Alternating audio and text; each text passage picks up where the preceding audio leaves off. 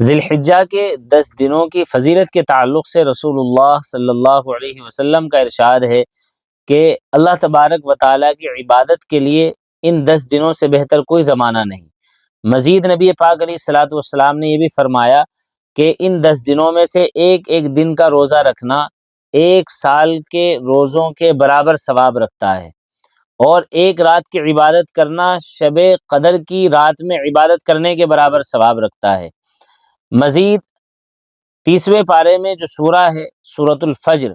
उसमें अल्लाह तबारक व तआला ने 10 रातों की कसम खाई है। फरमाया 10 रातों की कसम, और उन 10 रातों के बारे में मुहक्किकीन का ये कौल है